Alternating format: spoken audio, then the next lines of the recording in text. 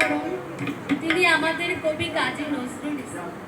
তিনি বিদ্রোহী কবি, মানবতার প্রেমের কবি।